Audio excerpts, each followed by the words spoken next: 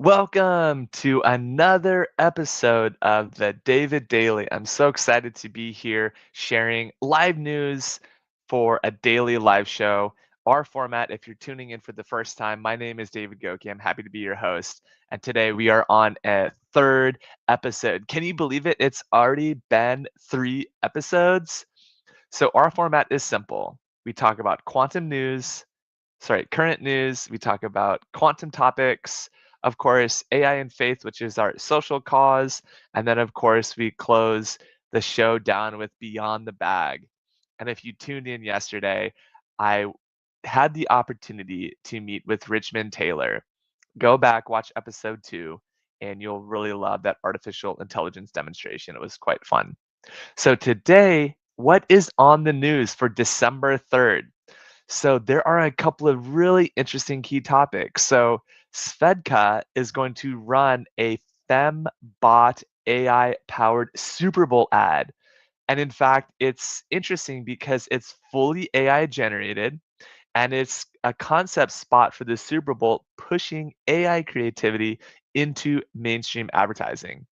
And this marks the first major brand that's really betting on an AI first storytelling at the biggest ad event of the entire year. So if you haven't started using AI for ads, this is the perfect opportunity to lean in because AI ads are definitely here. We're seeing them on smart TVs, on your phone, on your tablet, on YouTube, on every major platform. And so AI advertising is absolutely here to stay. And I'm very excited because, of course, you may or you may not know this, but I was part of an organization called Grad TV, which allows you to buy with one click from the television and also engage audiences and live audiences with polling. And I'm very excited to be able to integrate that with this live show coming soon. And one of our key theses is that the advertising space is ripe and ready for innovation. So I cannot wait to see that innovation come to life. And AI advertising is a huge aspect of that. All right. The second big topic in the news today is that Anthropic makes a quiet move toward a blockbuster IPO. This is game changing. Behind the scenes, Anthropic is planning to be what would be potentially one of the largest AI IPOs in all of history. So if this is the first time tuning into the show, welcome. Thank you. This is a new show going live daily. And the AI IPO is an initial public offering on the stock market. And the signals include increased enterprise partnerships, scaling revenue, and positioning investors to go IPO. You may have heard of Chat GPT and OpenAI, and some of those members left OpenAI to create Anthropic. And that's where we have the platform called Claude today. Maybe you've heard of Claude. And as a result of Claude, you may know that Claude is a competing AI platform like ChatGPT and like Google Gemini. So that's very interesting, very unique. And in our third level of news, one of the third things we have to say is that Eventbrite is going to be acquired by Bending Spoons for $500 million. Can you say $500 million? I don't know about you, but with Nvidia being at the top of the market, hitting $5 trillion in market capitalization, $5 trillion. That's 1,000 billion. That's 1,000,000. I can't even comprehend that. I mean, when is the last time you ever saw 1 million people? I mean, when's the last time you saw 1,000 people? Maybe on the subways in New York. When's the last time you saw 100,000 of anything, let alone specks of sand on the seashore? I was recently at the Big House in Michigan watching none other than the Wolverines by University of Michigan, Go Blue, and they house 110,000 people in their stadium. Okay, so take that Now multiply that by 10 stadiums. Okay, that is just 1 million. Okay, now take those 10 stadiums and multiply that by 500. We're talking about 1,000 Michigan stadiums. And every single one of those stadiums have, guess what? $1 in every seat. That would be $500 million. I can't even imagine it. And then multiply that by 2, and you get $1 billion. And guess what? NVIDIA is making massive investments, acquiring companies for $1 billion here and there. Now take that and then multiply that by another 1,000, and that's 1 trillion. And then multiply that by 5. It's just mind blowing the size of technology startups today. And Eventbrite being acquired for 500 million is quite a unique acquisition. And this deal actually aims to integrate this creator first tool set for events, for meetups, for gatherings in person, and expanding Bending Spoon's portfolio of global digital platforms. I think this is a really interesting move. It shows me that more people want to gather in person, more people want to be connected together. And then the fourth piece of news is that Comcast is eyeing Warner Brothers Discovery and an NBC Universal merger. This would be a massive merger combining Warner Brothers Discovery and NBC Universal. So during my grad TV days, went to the National Association of Broadcasters convention in Vegas 2 years in a row. Shout out to all of my NAB people who are watching this. And what would happen is that this would completely change and reshape the entertainment landscape forever. Why? Because it would consolidate major streaming brands and studio powerhouses underneath just one roof.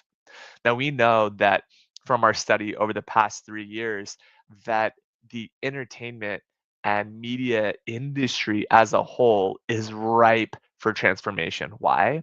Because people are cutting their cords, they're no longer watching cable or dish. Streaming platforms are struggling as well because you have break even and people are struggling to pay their subscriptions, they're sharing across their households and all those things. And also, on top of that, guess what? People are just watching less TV. Now, in a recession, of course, people are going to watch more shows, consume more content.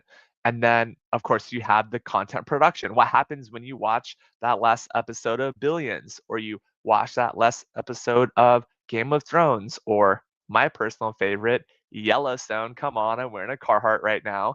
So that is a space that is ripe for innovation. So if you're thinking about where in the ecosystem of all of the industries you want to be positioned, being positioned in the middle of the entertainment space is a huge opportunity. And then finally, this year, the fifth piece of tech news, current news, corporate news for December 3rd, 2025, is that Apple, one of the favorites of Wall Street, is slated for record iPhone shipments in 2025. Why? Because now everyone has two phones. I mean, my grandma has two phones. I mean, everyone is getting multiple phones and they're upgrading, they're utilizing multiple screens. And that is why Apple is on slate for the highest shipment numbers in years. In fact, the new on device AI features, the upgraded hardware, and the global markets are rebounding. What's really interesting is now you need to think about how to solve for a two device normal. No longer are we talking about the second screen. So we're talking about the big screen, right, which is the TV. We have the medium screen, which is the laptop, and we have the small screen, which is your phone.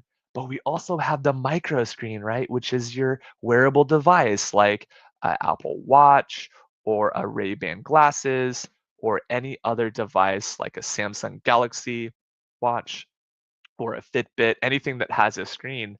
And now we're actually seeing that multiple screens is completely a norm. I mean, kids are used to it, right? They have a phone and an iPad.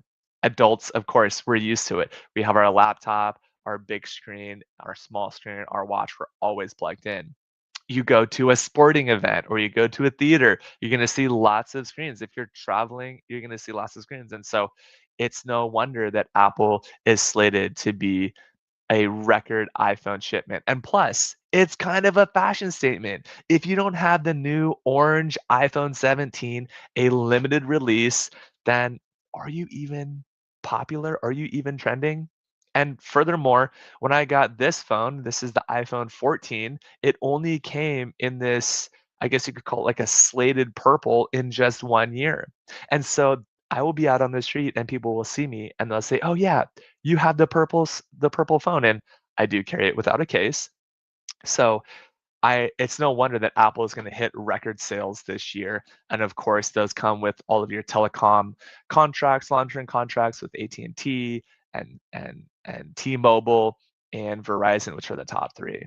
So that concludes the current news section of the show. So if you're still watching, just drop a comment.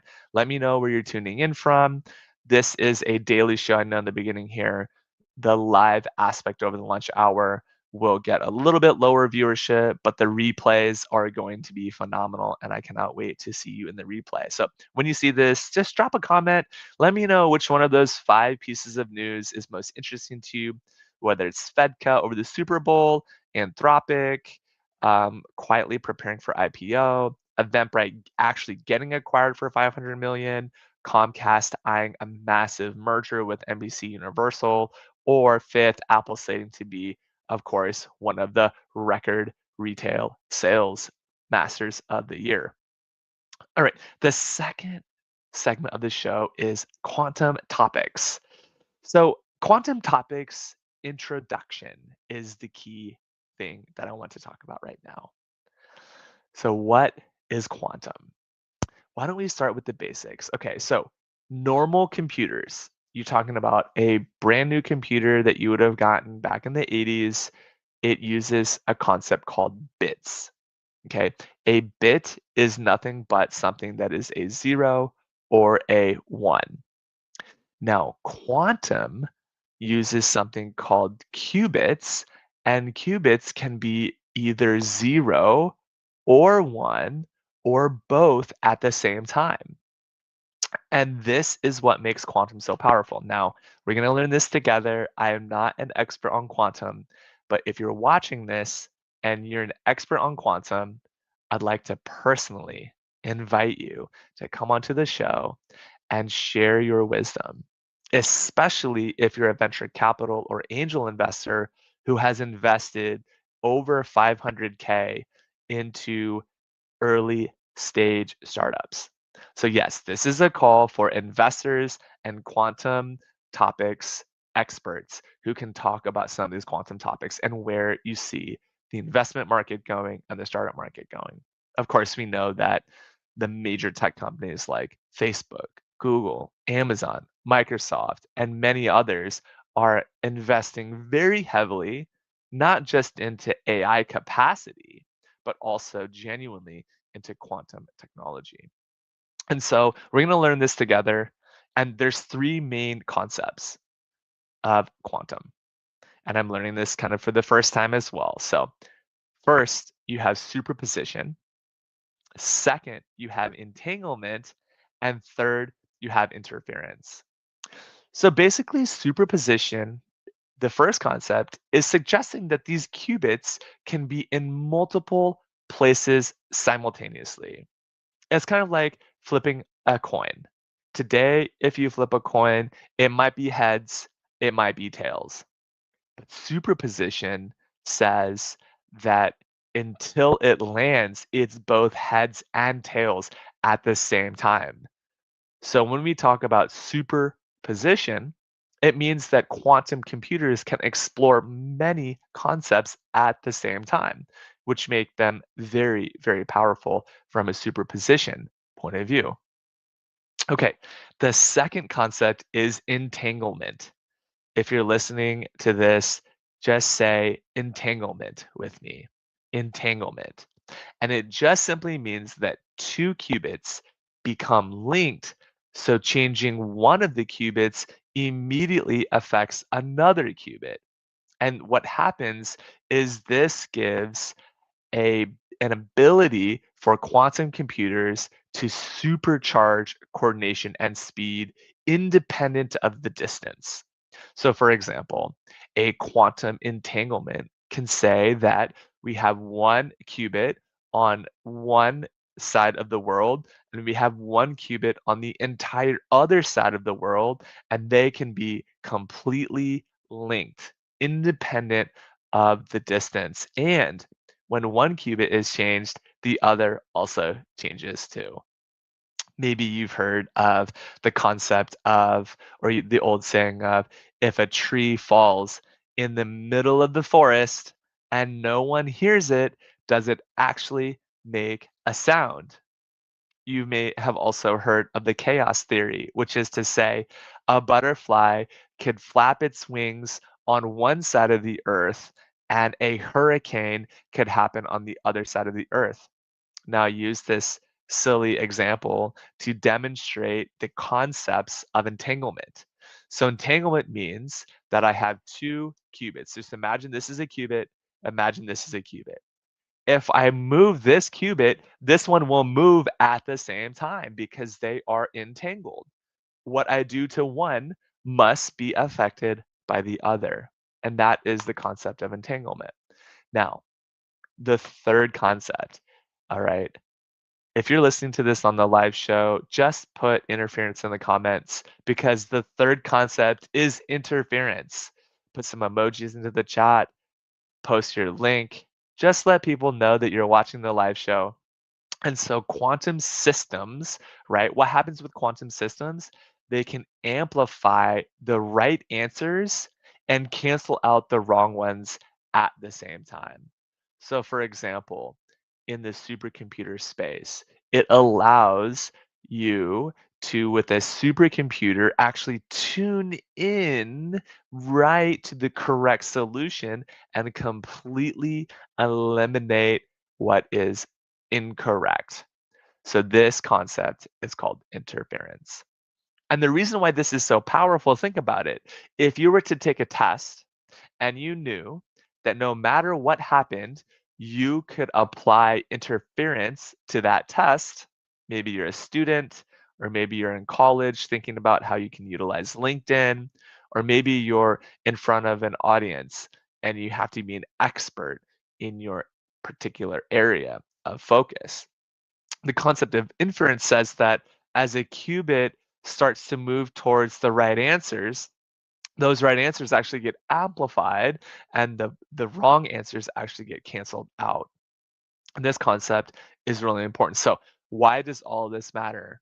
So quantum computers and quantum topics matter for many reasons. First of all, it really changes the game with technology. Of course, you can imagine before we had this concept of I either get zero or I get one.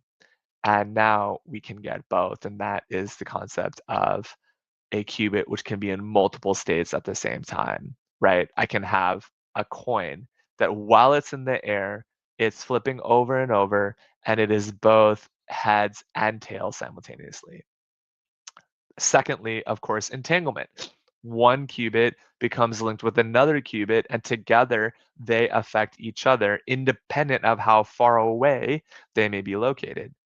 And then finally, interference. We have this concept of interference, which says that as one concept becomes right, another concept becomes poor or canceled out. And so as a result, we really understand that quantum computers are designed to solve some of these problems that are really complex and really difficult and really challenging. I'm looking for my drink of the show, which is my none other than my Gatorade lemon lime thirst quencher, and it is a 12 fluid ounce. I always love to have something to drink on the show. That's kind of something that's part of the show, so I'm gonna take a quick drink. And so, drug discovery, advanced materials, logistics, climate modeling, cryptocurrency and security, of course, and accelerating AI with new reasoning models. These are all areas where quantum computing will succeed very, very quickly. So the simple takeaway of all of this is that quantum means exploring many possibilities at once, where traditional computing would say, let's just check one possibility at a time. And that's an entire difference in power. So that is super interesting. I just want to say that if you're here watching for the first time, please like this video feed. Every single like matters. Every single comment really adds value. I do read all of the comments. And of course, if you can hit the subscribe button, tap on that notifications, just click all notifications so that when we go live, you get to see us on the show. And I love actually being here on the show because it gives me an awesome opportunity to showcase the things that I really care about, like quantum topics, and of course, going into our next segment, which is AI and faith. So I absolutely love these topics because there is a new there's a new organization in town with a new general president, and that's AI and Faith. AI and Faith is here to stay. It is an organization I enjoy participating in. And just yesterday, we had a community gathering, and it was just wonderful to get together with other people who really care about technology, specifically the impacts of religion, faith, and even spirituality. And yesterday, we talked about this concept called spiritual but not religious.